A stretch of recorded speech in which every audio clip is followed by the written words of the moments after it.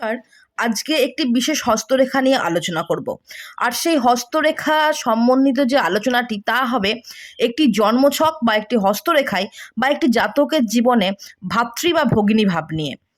ঠিক বৃদ্ধাঙ্গুলির নিচে এবং শুক্র স্থানের ঠিক এই জায়গায় করে যে ছোট ছোট ক্ষুদ্র ক্ষুদ্র রেখাগুলি আপনারা সোজাভাবে উঠতে দেখবেন, সেগুলোকে বলা হয় ভাতৃ বা ভগিনী রেখা।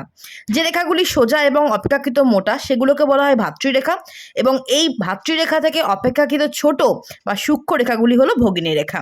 যদি আপনারা কাউন্ট করতে থাকেন তাহলে দেখবেন যে আপনার কতগুলো ভ্রাতা বা ভগ্নী আছে। সুতরাং 1 2 3 করে আপনারা গুনে নেবেন।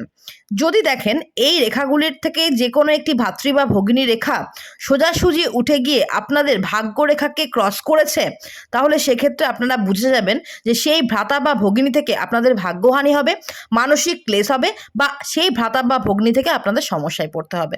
ধন্যবাদ।